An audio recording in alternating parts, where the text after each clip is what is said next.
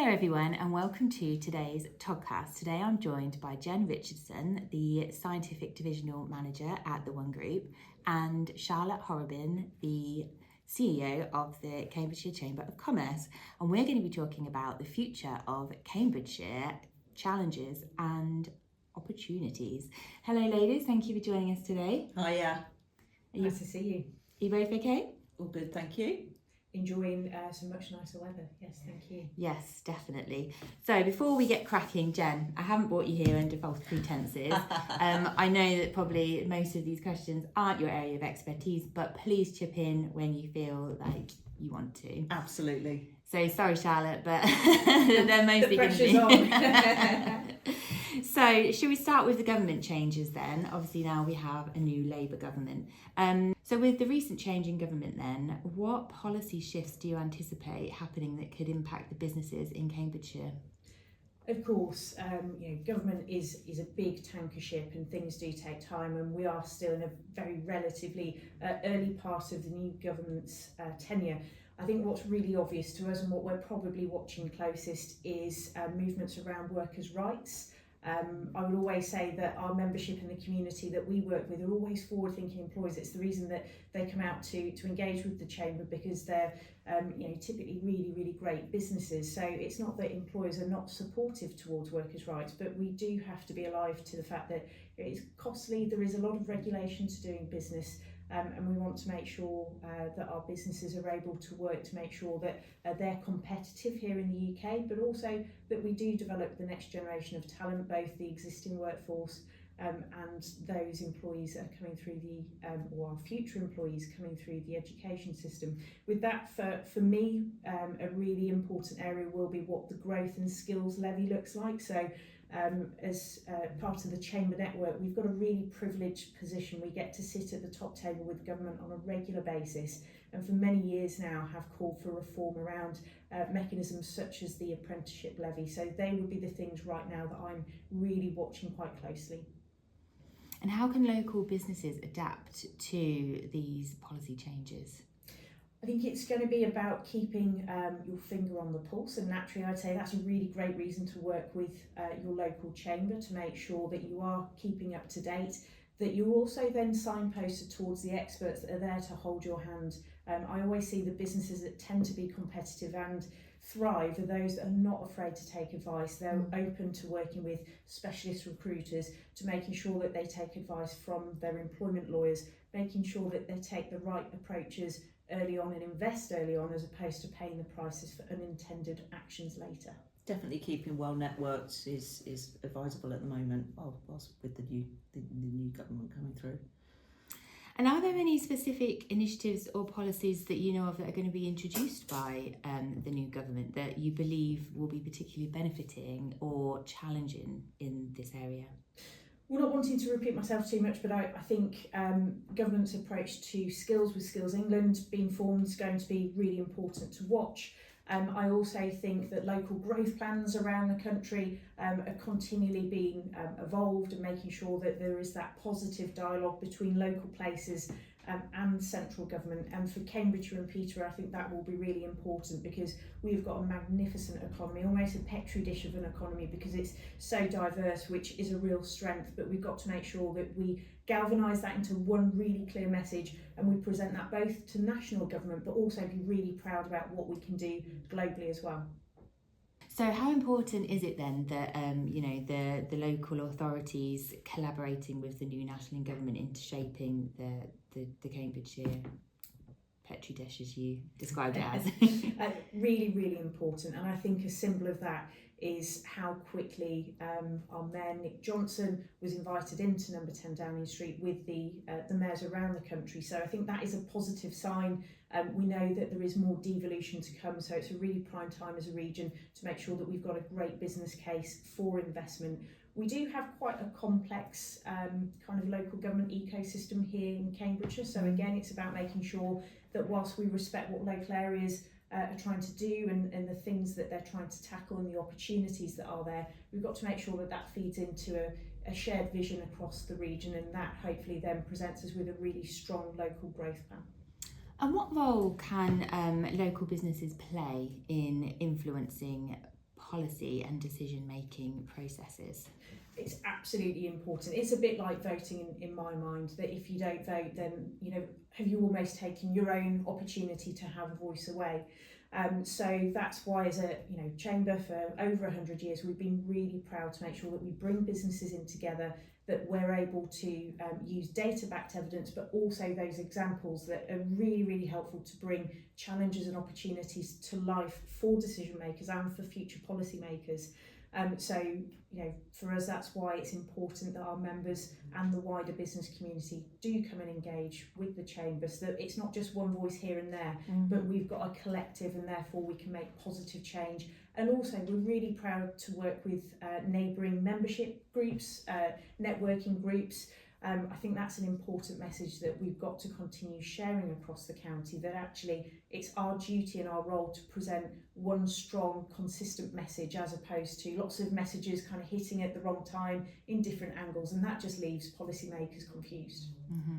Networking has never been more important, and if companies aren't already doing that, they can start doing that really easily. I mean, we're just starting a new initiative at the One Group, which is called Netwalking, which a lot of people might be familiar with that term, and it is just about getting people together and talking about things and being united on a number of topics. It's really good to sort of get involved and just keep networks open. So do you foresee any change in the government supporting innovation and investment in this area? I would like to see change in certain areas. So, to point to really quite obvious examples, things like the R&D tax credit scheme, so the research and development tax credit scheme. If you're a business and you're not aware of that, and you're not working with your accountant to make a claim, I'd advise you to just go and check and ask the question, because the definitions are much broader than what I think you expect on the face of it. However, that programme has been very beneficial to businesses, but has been tightened up in recent years, and there are challenges there. It has caused businesses, only this week I've been talking to businesses who have become more nervous about the claim that they're putting in, nervous about actually repercussions and that money perhaps being sought back, which post-pandemic and lots of challenges, cash is really important to businesses, and also certainty is really important to business. But actually, if I were to talk more generally, it's about making sure we've got the right environment to drive innovation forwards, making sure that the whole supply chain, from early stage research, support to commercialise, and then how do we either manufacture or produce services in places that are local, and how do we do that competitively? That's important for me, for innovation. And do you have any advice on how businesses might be able to position themselves to take advantage of any new funding or support programmes? Again, I think it's really important to network, keep your finger on the pulse, ask questions of advisors, whether it be the bank that you work with, your accountant, the Chamber of Commerce, making sure that you are keeping alive to the fact that there are support mechanisms out there. But I also think it's important that as a business you've got a strategy and you don't get distracted from that. So often I see people kind of chasing a funding fairy because there is a pot of money to go for, and actually, is that what you were going to do for your business, or have you perhaps been distracted, off-piste? I've also seen some really great funding and government support in the past where businesses have got involved because there is a capital grant available. But actually, it's the advice and the expertise that they experience, whereby they didn't realise that would be so beneficial to have access to a team of, say, digital advisors. Yeah. And in the end, they often will go and make the investment themselves because it's quicker than perhaps applying to a government scheme. But they've had that security and benefit of talking to an expert. So what immediate impacts have you seen on the local economy from this very small window of government change already? Again, it's probably a little bit early in tenure early. and the time of the year, Yep. August time. Businesses right now are potentially telling me where they're going on holiday more than how much manifesto detail that they've continued to digest. We, for over 35 years now, have ran or been part of the largest independent business survey in the country, so the quarterly economic survey. We're really grateful for all businesses contributing to that locally. So for Q2 this year, we did see business confidence tick up. That's really, really positive. We're just about to wait and see what the next quarter of results look like.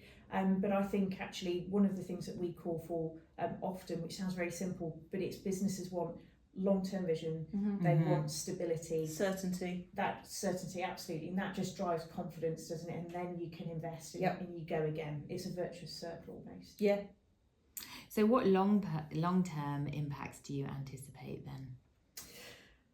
Well, we will hopefully see further devolution, and that will bring more power and hopefully spending opportunity to the region. But of course, with great power comes great responsibility. We've got to make sure that we're all proactive in shaping what that strategy looks like moving forwards. Of course, we've kind of touched on workers' rights. It will be interesting to see how those things play out. But I think, skills, education, training, it's an area that government just cannot afford not to touch. It's so important for local communities, local people, and the competitiveness of our businesses. For me, consistently, it's been the number one problem for many, many years now. Yeah, there's definitely skill shortages in Cambridge that need addressing 100%. So what opportunities do you see for Cambridgeshire businesses then, and how they can engage with the new government to try and achieve their shared goals and initiatives? Well, if we look at the results across the county, the election results, we've got almost a new set of MPs, so it's really important. Our duty as a chamber is to make sure that we bring businesses together to sit down with those members of parliament so that we can explore the challenges, but also for businesses to suggest and to shape future policy, make those recommendations.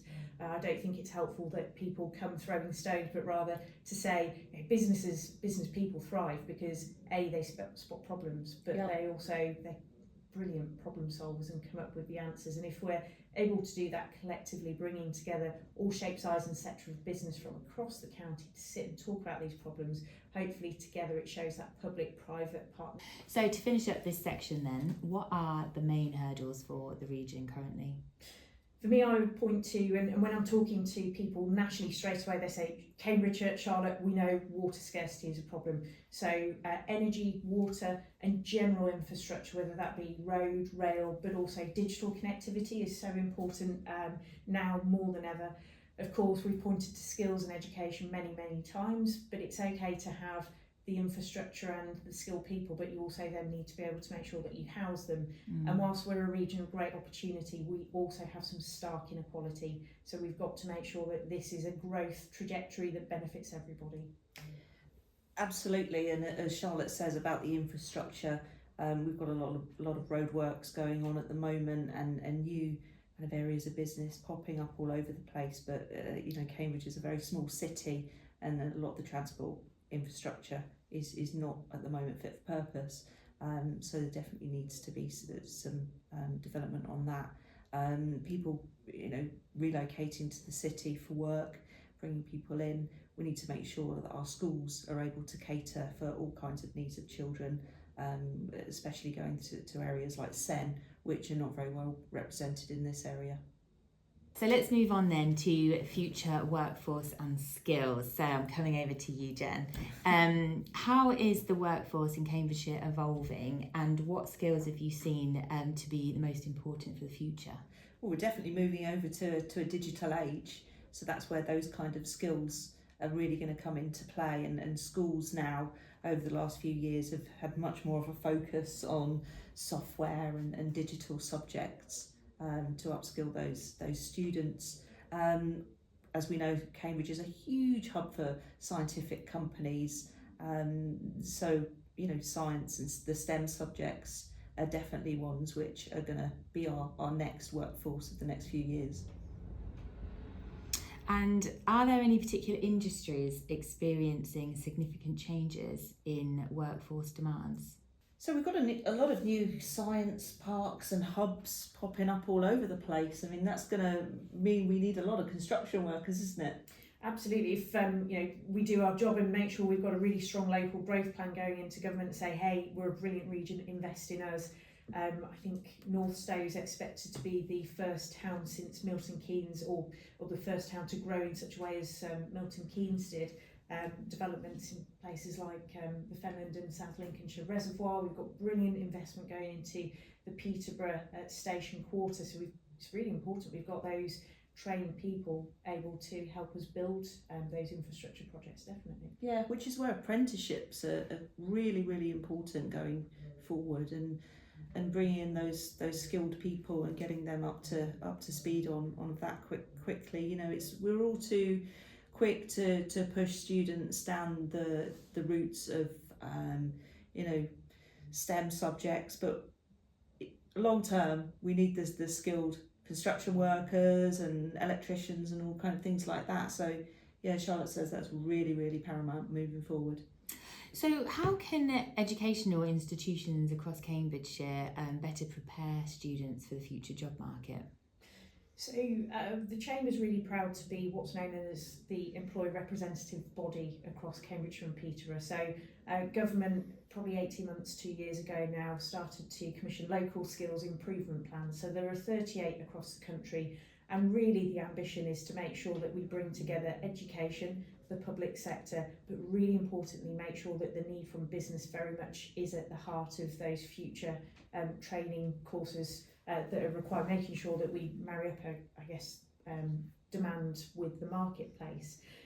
So we have a fascinating piece of insight where we're actively talking to employers, understanding what their opportunities for the future are, and trying to help them as well to understand what skills. I'm sure in your area of expertise, sometimes employers don't always know the types of skills and the type of person that they're potentially looking for, and that's why it's important they talk to experts like yourselves. But for us, making sure that we understand what are those future challenges, what are the opportunities, where are the big infrastructure projects, and therefore how do we work really collaboratively and positively with education so that they can also make sure that they're continually evolving their courses, opportunities and interventions for the future. So it's, for me, absolutely about partnership. Everybody has to come together.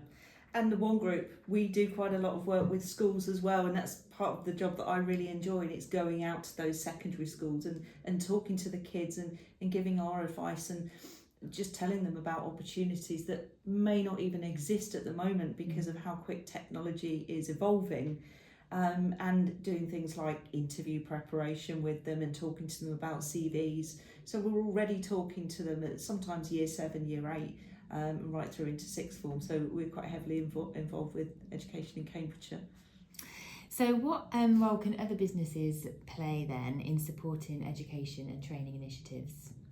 L&D within companies is very important, and upskilling your current workforce is always something that we should be looking at improving the whole time. For me, I always think we've got a hidden skills gap that we don't talk about leadership and management. Unless we tend to promote people for their technical ability, and that really does not mean that they've got the skills and the ability to be able to manage a team. That can be really daunting, especially if you've come through the ranks. It's not positive for the team that are around you either. So I think making sure that we invest in people throughout their career is really, really important. I also think if you go back to the origins of an apprenticeship, that was really education and business coming together to impart skills and develop talent. But for me, that has to start at 4, 5, 6 years old. There's some amazing initiatives out there. But I always say to our businesses when we're talking to them, I've got to practice what we preach. So as a chamber team, we're really proud. This afternoon, in fact, we're talking to the enterprise advisor team, because a number of our kind of team here within the chamber, we're really proud to play our part, support careers fairs, interviews, go out to schools, because again, very similar to the One Group, you've got that amazing expertise. You see all walks of life and all of the different sectors and the opportunities that are here now and in the future. And probably very similarly, we get to see such a range of amazing businesses that if they're not a high street brand or a household brand, perhaps if you're saying your teenage years, you may not be aware of those amazing opportunities locally available on your doorstep.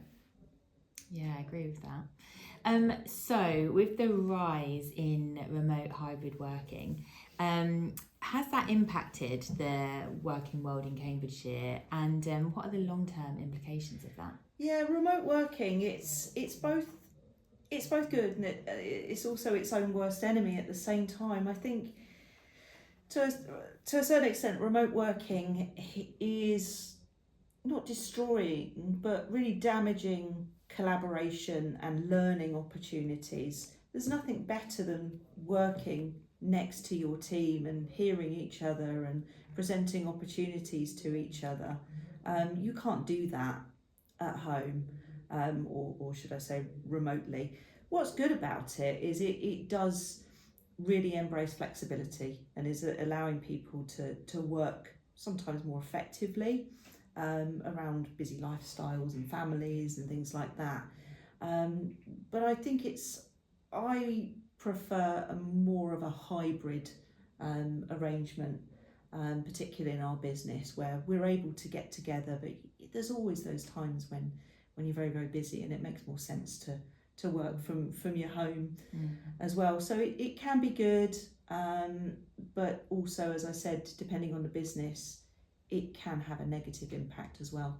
Yeah, when you go into the office and there's not very many people there that day. Well, we do a good thing at the One Group, whereas we have set days where everyone has to come in, so you know that the office is going to be buzzing that day, and that's quite nice when you actually walk in and it's alive. Are there any sectors that you're aware of where remote working has been particularly successful or challenging? Most definitely, it's in the IT sector where you do come across a lot of remote workers, because everything they're doing is on a computer, on a keyboard. So that's where you see it most of the time. Startups, they really like to have people in together as much as possible. You know what it's like, Charlotte. It's with a startup, it's all hands on deck. You've got the CTO sweeping the floor, and when your team is small, it's better together. So sometimes I find with candidates they're asking about working from home from day one, where these smaller companies, they really want everybody together to really push forward the growth of that particular company. You probably need, a startup won't benefit from this right in the early days, but you do need to have that strong culture, don't you, to be able to have an effective team who are working flexibly. Yeah. So what strategies can Cambridgeshire businesses use to attract and retain top talent, specifically in competitive fields? Well, of course, I'm going to say to attract talent to use an agency, and particularly a specialist agency like the One Group, but retention of your talent as well. And this is where we help people a lot, because we're able to work with our existing clients and tell them how to keep their teams. We've carried out a lot of surveys on candidates, asking them what's important, and it's been a real shift over the last few years, because money isn't the most important thing. It is things like flexibility. It's about being valued. It's about diversity in the workplace. It's about learning and development. Sometimes a few little quirky benefits, but it's not always about money. And we're trying to educate our clients to actually keep their workforce, to keep their talent. So yeah, use an agency to attract talent, and we'll also help you with retaining your talent at the same time. I think the data and the survey work that the One Group produce is really insightful. It sat in my office alone, because I think it's important that you do really look at what people want and not second guess. And I think we see this a lot with the next generation coming through. There's this mindset that everybody wants to be an influencer, everybody wants to work at home. Actually, when you look at the data, that is extremely far from the truth. The next generation, from the experiences I've had, want to be in the office. They do, or want to be in a location with people, because it's that osmotic process of learning. You might have your degree or finish your apprenticeship, and it's a bit like passing your driving test. The real learning starts when you get on the road, so that's really important. Yep. So Jen, you touched on D&I, diversity and inclusion. How important is diversity and inclusion in a future workforce, and what steps can businesses take to promote it? It's really important these days, and allowing everybody to really be the best version of themselves, feel comfortable in the workplace, feel celebrated. D&I, it opens up so many questions, and we're always having team lunches and going out with clients, and it's really important to be aware of different religious and cultural beliefs, and be aware when it's Ramadan and so on, and that your colleagues might not be eating that day, So it's a real awareness, as I say, celebrating. Let's all celebrate Eid, and things like that. But just allowing people to be the best versions of themselves. Definitely as well being more aware of neurodivergence in the workplace is a super hot topic at the moment. Not everybody works in the same way. Not everybody works best in the same environments, and it's just extremely important that we keep ourselves well educated on that. And you asked, what can businesses do to get themselves better educated? There's a lot of great people out there that are consultants in that kind of thing, that would happily talk to businesses, advise on policies. You don't always even need to have a policy, but there's more awareness within the company. So we started this year actually with a session for our members to come together to feed into the British Chamber's Workplace Equity Commission. I was exceptionally proud because we were the first place in the country to do so, so a trailblazing region, but I think it really recognised the appetite and the positive spirit that we've got across our employers in Cambridgeshire and Peterborough. And that was important for us because it really showed where employers, how they were thinking, the areas that perhaps they needed more support on. And from there, actually, it's for us about listening and then making sure that we deploy support and activity and engagement that delivers on those gaps of knowledge or provides those opportunities to connect. That's led to us doing all sorts of things this year. We've opened up HMP Peterborough to make sure that we show that civic leadership and help people who are rehabilitating back into the workplace. We think it's really important. But also we're just about to run a session with Team Brit, who are an all-disabled motorsport racing team. Absolutely incredible. That's amazing. How do we unlock people's superpowers? Yeah. But behind the scenes, actually, the Chamber as an organisation, business in its own right, we are working our way through certain initiatives to road test ourselves, make sure that sometimes you don't know what you don't know. So whether it be programmes around being disability confident, for us it's important again to practice what we preach. We won't be perfect, but we want to aspire and do more. But if we can do that, then hopefully it gives us also the confidence to showcase and inspire and encourage the wider community to do the same. Yeah. Right, so let's talk about net zero then. What does achieving net zero mean for businesses across Cambridgeshire, and how can they contribute to this goal whilst also still being competitive in the market? I think that question about what it means is really important. I think one of the small barriers I detect sometimes is around language, and getting into arguments of what can be at times quite overly complex language. I think in its simplest form, for us, it's about helping businesses first to tackle the low-hanging fruit. Yep. Be as efficient, fit, competitive as you possibly can. And that often starts with looking at ways that you can reduce usage, reduce waste, and with that, reduce cost. That then hopefully gives you a position to be able to think about investing in certain technologies that will help you as a business to be able to operate. And in turn, hopefully, if that's reduced your cost base, made you operate efficiently, it's also then giving you that bandwidth to think about, actually, how do we not just be efficient as a business, but what is our role to deliver new technologies that decarbonise places all around the world? So I think there's kind of two sides to this coin, but ultimately for businesses, making sure that you are measuring things, whether it be your energy, whether it's where transport, etc. is being moved around, having that digital backbone in a business to understand where you actually are, so that when you take action, you can measure the effects. Really important. We're actually seeing a lot more jobs coming through for sustainability reporting managers. You're going to see loads of these. It's actually, and when you look at all the things that have to be reported on, it's absolutely fascinating. And everybody thinks that it's just about recycling your cans and not using too much paper, but it goes so much further than that. And where you're using your vehicles and the maintenance of those vehicles, it's a really deep subject, fascinating subject. So are there any misconceptions then with businesses about going green, and how do you think they could be addressed? I think I touched on it earlier, that the language isn't helpful, and that perhaps causes us to go into ostrich mode and we stick our head in the sand.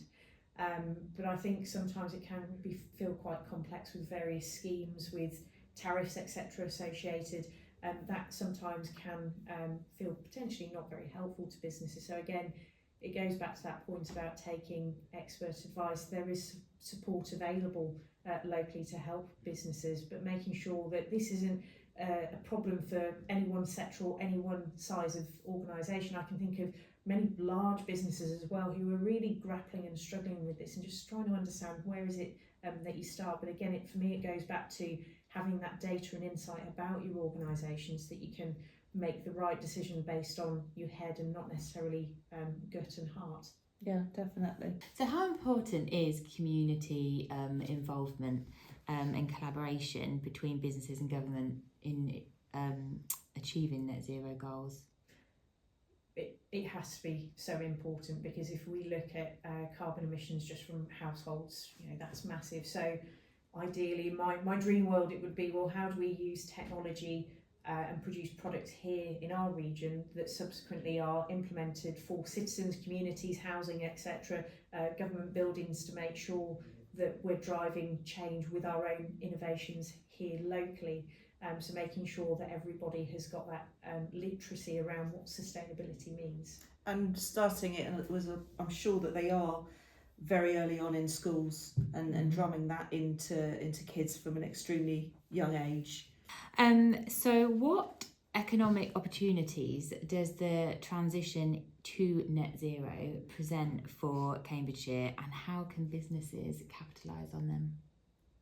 My personal hope would be that we are able to catalyse the amazing innovations that we've got here and actually developing and driving those technologies forward from our region, which is a number one superpower for science and technology. So how do we make sure we take those great ideas, that we capitalise on them, that we produce products here, we generate wealth here, but actually the benefit is that those products are sent around the world to benefit many communities. I think it's really important that we have a respect towards businesses, that it's not about sort of out of sight, out of mind. We mustn't be pushing businesses out of the region and out of the country because we fear that it's adding to our emissions, but actually working with those cornerstone employers and the subsequent supply chains to make sure that they're sustainable in many more ways than just around carbon. There are so many companies in Cambridge which have mostly come from the university that are doing the most amazing and fascinating things with sustainability, making alternatives to plastic from all kinds of different natural materials, and putting an end to things like dangerous materials which are going into energy, say batteries, for example. You've got batteries going into landfill, and people that are making an alternative to that, which is much more environmentally friendly. So, as Charlotte said, it's really important that we look after those companies, our homegrown companies, and encourage them to grow and stay within Cambridge. That's really important moving on. So what role does technology play in the growth of small to medium enterprises within Cambridgeshire, and how can they leverage this digital revolution, net zero, effectively? I think the digital backbone for any business is so important, and arguably maybe if you're a smaller or even a startup, it's easier because you're starting from scratch. I've seen it become really complex if you've got big kind of global businesses that have got many different divisions trying to unpick lots of legacy systems and get everything to talk together. So I think whilst you're at that earlier stage in your business, make sure that you take the time to invest in those structures, those fundamentals, but a digital backbone enables you to be efficient, to be competitive, and not to have any waste, which as a small business you just can't afford to do. Right. So how is the digital revolution reshaping businesses across Cambridgeshire, and what are some of the key trends you guys are seeing? It's fascinating, isn't it, how much it's changing? Where do you even start? I know, where do you start? I mean, the things that didn't exist 10 years ago, probably less than that, it's part of our everyday language now. ChatGPT, I mean, it's everywhere, isn't it? It can be really helpful for a lot of people in a lot of businesses.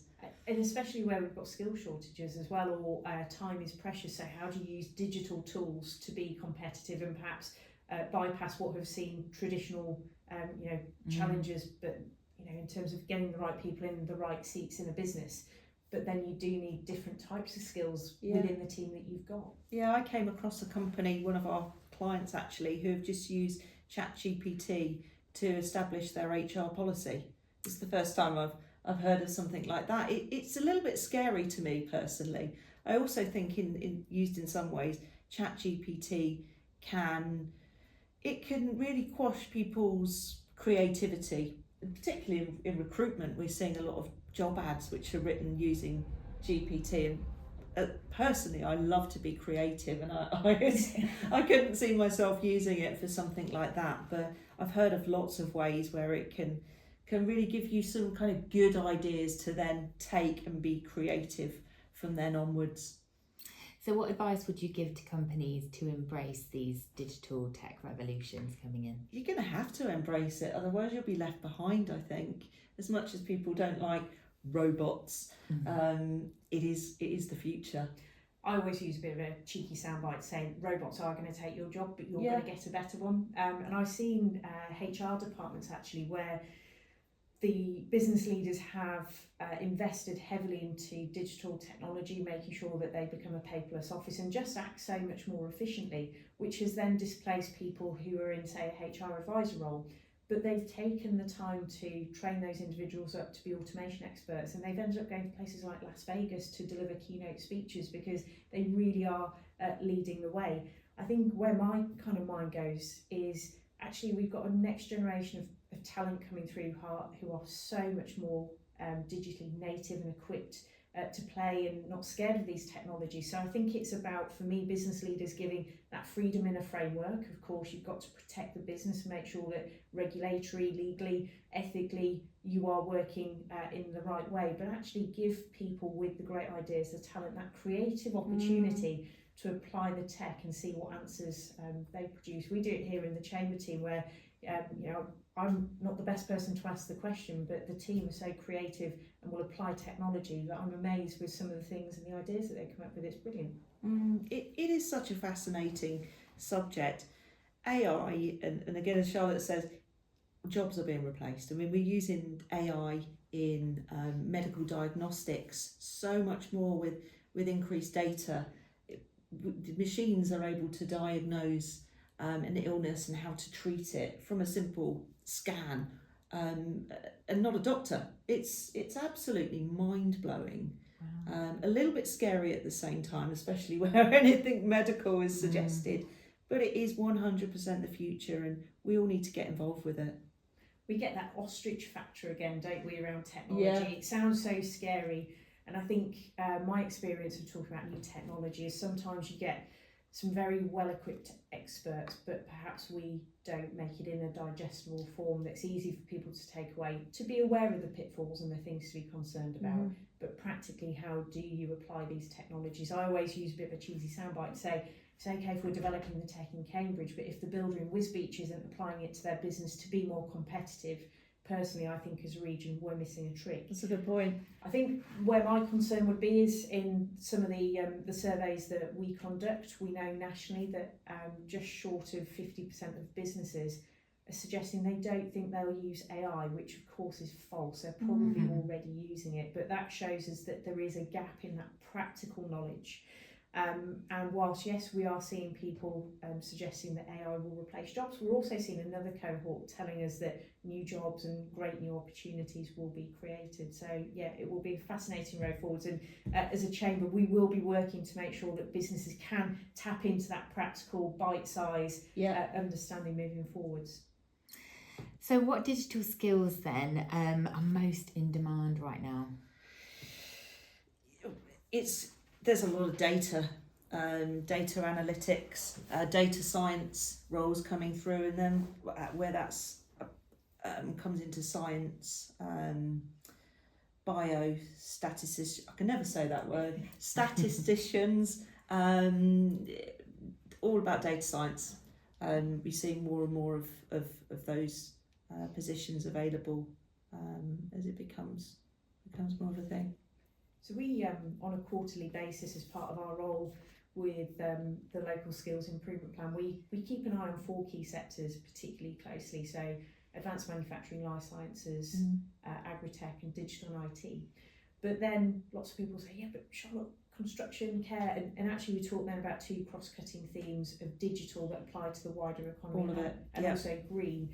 So on a quarterly basis, we're now able to share, and anybody can access this content that we showcase once a quarter. So we're showcasing how digital skills across the wider economy are changing, but also within digital and IT as a specific sector, what are the job postings that are coming out. But again, whilst it's really important to have some of the technical skills, it's always problem solving.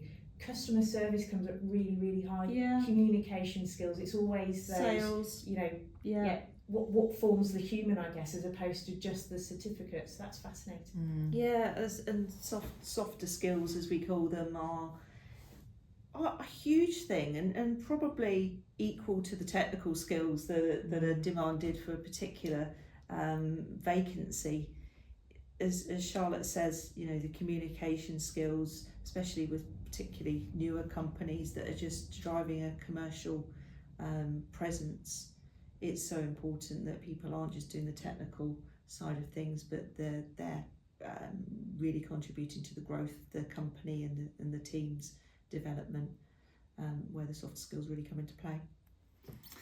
This discussion has been so good so far. I've just got 3 questions left. You'll be glad to know. What are the key takeaways that you'd like our listeners to remember from this conversation? Ooh. Shall I go first? You go first. So for me, I think we know we've got a world-class region. It's phenomenal. It's so diverse, with producing a third of the region, a third of the country's food, driving forwards agri-tech alongside that, making sure that we've got that amazing cluster within Cambridge, #1 superpower for science and technology, making sure that those technologies spin out into businesses and manufacturing in places like Ely and East Cambridgeshire. We've got a great density of manufacturers in Huntingdonshire.